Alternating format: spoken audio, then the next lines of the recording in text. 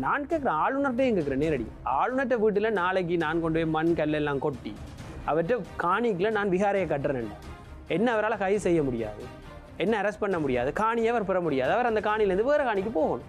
அவர் தான் சொல்லியிருக்கிறார் இந்த முடிவு. இந்த போராட்டம் தொடர்பிலே நீங்கள் சார்ந்திருக்கக்கூடிய மக்கள் போராட்ட முன்னணியினுடைய நிலைப்பாடு எப்படி இருக்கிறது? திருகோணமலையில் சிங்களவர்களை பார்க்க முடியாத ஒரு இடம் என்று 1964 பத்திரிகையில் எழுதியிருந்தது.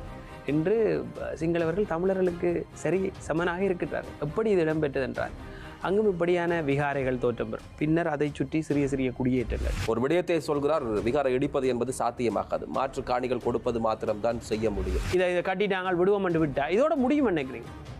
இதை உதாரணம் எடுத்து இன்னும் 10 விகாரை கட்டப்படும்.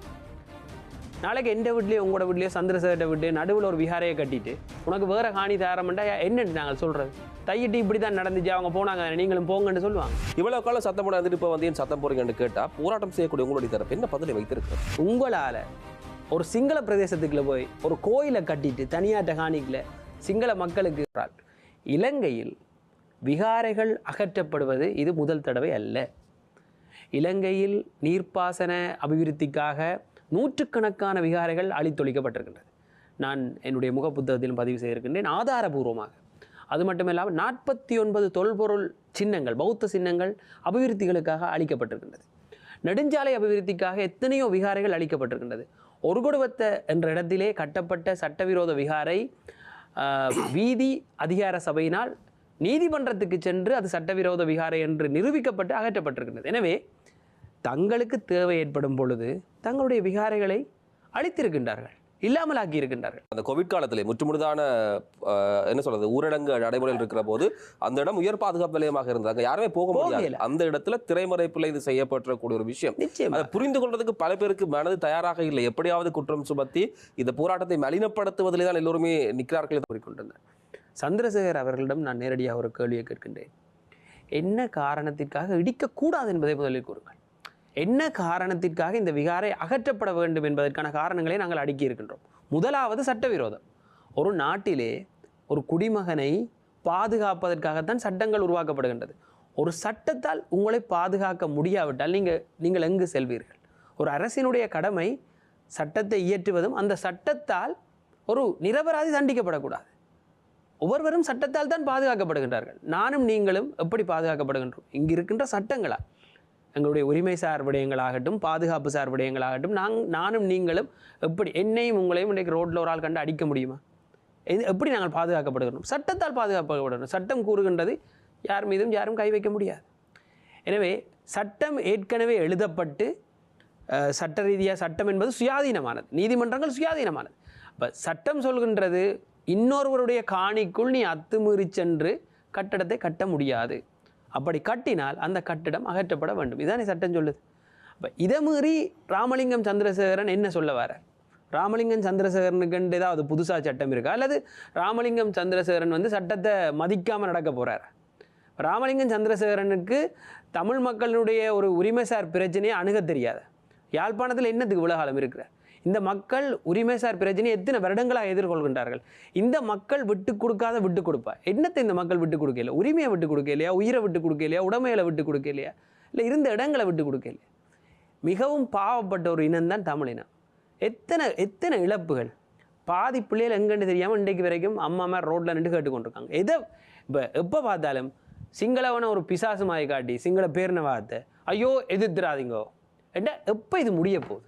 இப்போ நீங்கள் நினைக்கிறீங்களா இந்த தையிட்டி விகாரை சரி இதை கட்டிட்டாங்க விடுவோம் விட்டா இதோட முடியும் நினைக்கிறீங்களா? இதை உதாரணம் எடுத்து இன்னும் 10 விகாரை கட்டப்படும். நாளைக்கு எந்த வீட்லேயோ உங்களோட வீட்லேயோ சந்திரசேகர வீட்டு நடுவில் ஒரு விகாரையை கட்டிட்டு உனக்கு வேறு காணி தாரமெண்டா என்னென்னு நாங்கள் சொல்கிறது?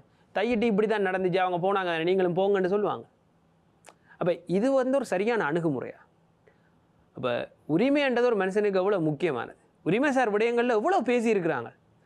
ஜேவிபி அல்லது என்பிபி போன்ற முற்போக்கு பேசுகின்ற தோழர்கள் அவர்கள் இனம் தொடர்பான சரியான நிலைப்பாடு இல்லாட்டியும் பல விடயங்களை முற்போக்களை பேசி கொண்டிருந்தவங்க சமீப காலமாக தேர்தலுக்கு முன்பாக எவ்வளவு முற்போக்கு பேசியிருக்கிறாங்க. எத்தனை வாக்குறுதிகள், எத்தனை முற்போக்குகள். தேர்தல் வாக்குறுதியில் மிக முக்கியமான ஒரு விடயம் இருக்குது. இனப்பெரம்பலை குழப்புகின்ற இந்த செயற்பாட்டையும் நாங்கள் செய்ய மாட்டோம். இது இனப்பெரம்பலை குழப்புற செயற்பாடு. நாவற்குழி விடயம் உங்களுக்கு தெரியும். ஒரு இடத்துல விகாரை வந்து 14 ஏக்கர் இன்றைக்கு வேணும்னு பௌத்த சம்மேளனம் சொல்லுது. எதுக்கு 14 ஏக்கர்? பௌத்தனே இல்லாத இடத்துல எதுக்கு முதலாவது பௌத்த விகாரை? நாங்கள் சொல்லிட்டு இருக்கிறோம், இராணுவம் வந்து கிட்டத்தட்ட மொத்த இராணுவத்தில் 60% மேலான இராணுவம் இன்னுமே வடக்கு கிழக்கில் குவிக்கப்பட்டிருக்கு. எங்களுக்கு இராணுவங்கள் வெளியேறணும் இங்கேருந்து. இராணுவ மயப்படுத்தல் சாதாரண பிரச்சனையே இல்லை. இராணுவத்தால் எங்களுக்கு ஏற்பட்ட பிரச்சனைகள் மிகவும் அதிகமானவை. இராணுவத்துக்கும் தமிழ் மக்களுக்கும் இருக்கிற அந்த உணர்வுசார் பிரச்சனைன்றது வேறு, இராணுவத்துக்கும் சிங்கள மக்களுக்கும் இருக்கிறது வேறு. இப்போ இங்கே 60% மேற்பட்ட 60-70க்கு மேற்பட்ட இராணுவத்தையும் வச்சுக்கொண்டு அவங்களுக்கு விகார கட்டி கொண்டு இருக்கிறீங்களா? 14 ஏக்கரில் நாளைக்கு மடம் கட்ட போகிறன்றான், அது கட்ட போகிறன்றான், எல்லா இடத்துலையும் மக்கள் வந்து இருப்பாங்க. நாளைக்கு அதில் ஒரு கிராமம் உருவாகும், பாடசாலை உருவாகும், ஒரு எம்பி உருவாவான், 4 பேர் பல்கலைக்கழகம் போவான். இதெல்லாம் சொல்லிக்கே போனால் என்னென்று நீங்கள் கேட்கலாம்.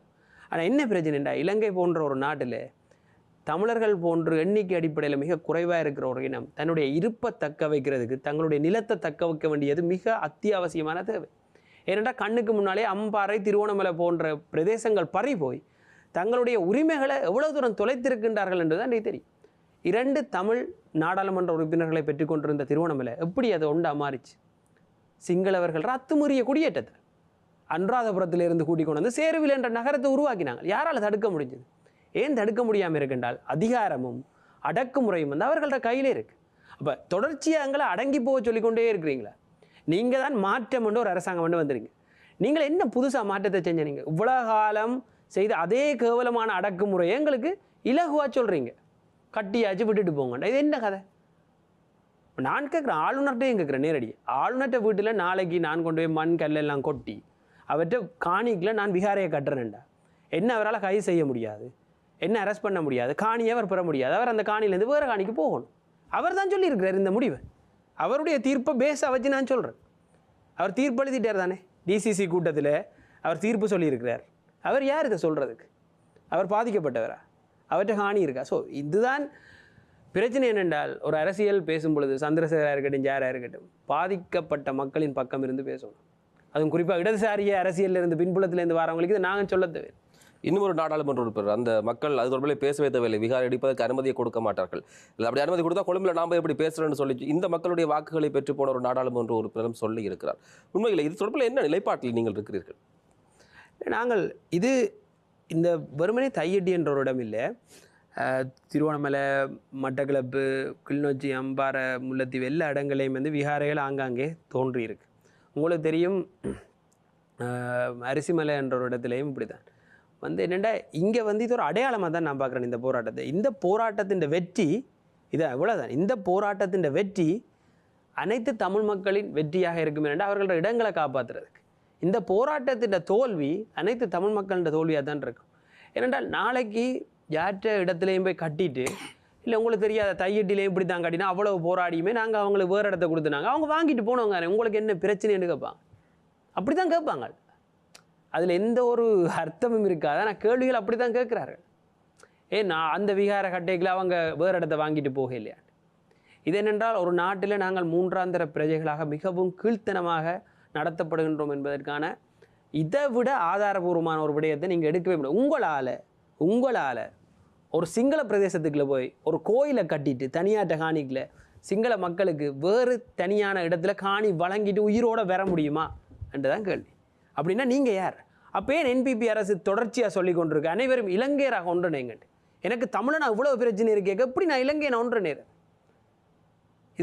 இதில் என்ன நியாயம் இருக்குது? அப்போ இப்படி அடிப்படை நியாயங்களே இல்லாத விடயங்களுக்கு எந்த அடிப்படையிலையுமே அரசியல் ரீதியாக நாங்கள் ஒரு எந்தவித ஒரு ஆதரவு நிலைப்பாடு இல்லை. அந்த பக்கமே எங்களால் போக முடியாது. எங்களை பொறுத்த வரைக்கும் இந்த விகாரை உடனடியாக அகற்றப்பட வேண்டும். காணி உரிமையாளர்களுக்கு உடனடியாக காணிகள் வழங்கப்பட வேண்டும். உண்மையை கூற போனால் இத்தனை காலம் பிடிச்சி வச்சாக்க நட்டேடு தான் கொடுக்கும். மன உளைச்சலுக்குள்ளாக இருக்கிறான். என்ன பிழை செய்தவர்கள் அவர் இவ்வளோ தண்டனை அனுபவிக்கிறார்? அந்த இடங்களை உடனடியாக கொடுத்து இதற்கான உடனடி தீர்வு அதுதான். பாதிக்கப்பட்ட ஒரு சார்பாக சிந்தித்து இதனை முடிவெடுக்கணும். அதை செய்யாத வரைக்கும் நாங்கள் அதற்கான அழுத்தங்களை கொடுப்போம். தொடர்ச்சியாக இந்த போராட்டத்துக்கு எங்களுடைய ஆதரவு தொடர்ச்சியாக இருக்கும்.